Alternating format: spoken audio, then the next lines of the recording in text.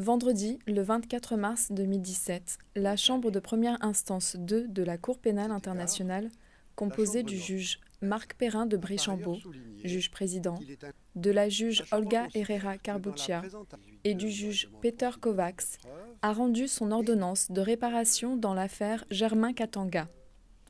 La Chambre a ordonné des réparations individuelles et collectives en faveur des victimes des crimes commis par Germain Katanga le 24 février 2003 lors d'une attaque lancée contre le village de Bogoro dans le district de l'Ituri, en République démocratique du Congo, RDC.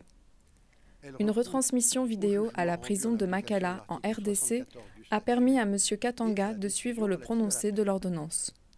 Pour assurer que les personnes intéressées soient informées, en particulier celles ayant déposé des demandes en réparation et les communautés affectées, des activités de sensibilisation, dont la projection de l'audience, se déroulent aujourd'hui à Bunia en RDC et dans d'autres villages dans les prochains jours.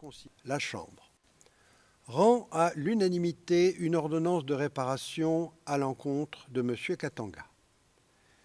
La Chambre constate que 297 des 341 demandeurs ont démontré au standard de preuve de l'hypothèse la plus probable être une victime des crimes pour lesquels M. Katanga a été déclaré coupable.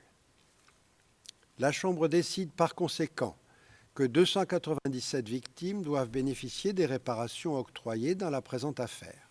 La Chambre a ordonné des réparations individuelles à 297 victimes de M. Katanga, à savoir une indemnisation symbolique de $250 américains pour chaque victime. La Chambre a souligné le fait que ce montant symbolique ne vise pas à indemniser les préjudices dans leur intégralité, mais permet de soulager les préjudices subis par les victimes d'une manière significative. Cela ne signifie pas que d'autres victimes n'aient pas souffert de situations terribles, mais les juges ont dû examiner les preuves spécifiques concernant le lien avec les crimes dont M. Katanga a été reconnu coupable devant la CPI. De plus, des réparations collectives ciblées ont été octroyées sous la forme d'une aide au logement, d'un soutien à une activité génératrice de revenus, d'une aide à l'éducation et d'un soutien psychologique. Prenant en compte la situation financière actuelle de M. Katanga, la Chambre a invité le conseil de direction du Fonds au profit des victimes à considérer l'utilisation de ces ressources afin de financer et mettre en œuvre les réparations.